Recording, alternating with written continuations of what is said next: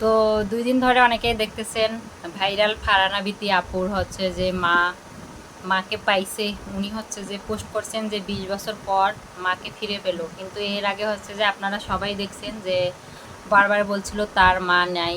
ঠিক আছে, তো উনি কিন্তু একবারও বলেন নাই যে আমার মা মারা গিয়েছে, শুধু এই কথা বলছিলেন যে আমার মা আমাদের ছেড়ে অনেক দূরে চলে গিয়েছে, ছোট থেকে অনেক কষ্ট করে বড় হয়েছে। তো ফারহানা বিথি আপু কি বলে ভিডিওতে আপনারা দেখেন তার মাকে নিয়ে।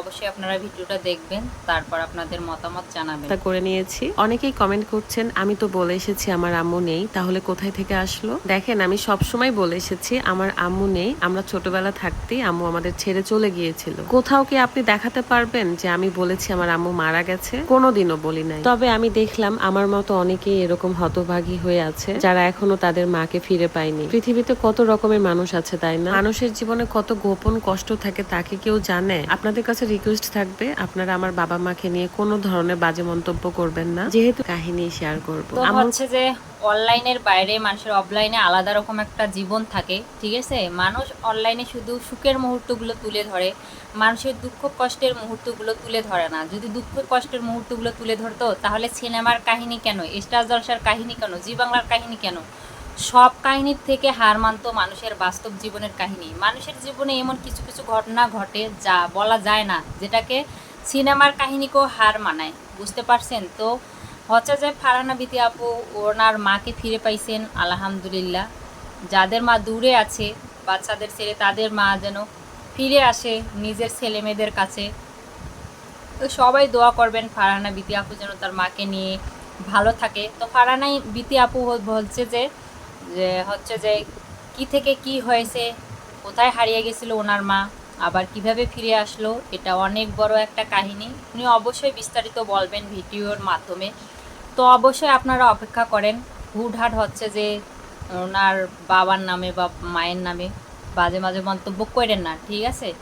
তো হচ্ছে মানুষের অনলাইনের বাইরে অফলাইনে কিন্তু আলাদা একটা জীবন থাকে। সবাই সবার জীবনে কষ্ট থাকে, দুঃখ থাকে। কেউ কেউ শেয়ার করে, কেউ কেউ শেয়ার করে না। আর অনলাইন হচ্ছে এমন একটা প্ল্যাটফর্ম ভাই, আপনি যদি একটা দুঃখের পোস্ট করেন মানুষ আপনাকে নিয়ে বেশি বাজে মন্তব্য করবে। ঠিক আছে, এজন্য অনলাইনে বেশিরভাগ মানুষ সুখের মুহূর্তগুলো, যে হাসি খুশি মুহূর্তগুলো সেগুলোই পোস্ট করে, দুঃখের মুহূর্তগুলো পোস্ট করে না। ঠিক আছে, কারণ অনেকেই হচ্ছে যে সিরিয়াসলি নেয়, আবার অনেকে হচ্ছে যে মনে করে অভিনয়, যে ভিউ পাওয়ার জন্য এই সমস্ত করে। তো এজন্য হচ্ছে যে কারো ভিডিও দেখে বা পোস্ট দেখে কোনো বাজে মন্তব্য করা উচিত না। মানুষের সত্যটা আগে জানেন, যাচাই করেন যে আসলে সত্যিটা কী। আর ফারহানা বিথি আপু কিন্তু বলেই দিয়েছে যে আমি সব বিস্তারিত বলবো, কি থেকে কি হয়ে গেছিলো, আমার মা কোথায় গিয়েছিল, কোথা থেকে আসলো, এই 20টি বছর কিভাবে ছিল, সব কিছু বিস্তারিত বলবে। এজন্য আপনাদের সবাইকে অপেক্ষা করতে হবে, ধৈর্য ধরে থাকেন। অবশ্যই ফারহানা বিথি আপু কিন্তু সব কিছু শেয়ার করবেন। তো অবশ্যই দোয়া করবেন সবার বাবা মা যাদের বেঁচে আছে সবাই যে যেখানেই থাকুক ভালো থাকুক, আর যাদের বাবা মা হারিয়ে গেছে, দূরে চলে গেছে, তাদের বাবা মা সবার কাছে ফিরে আসুক।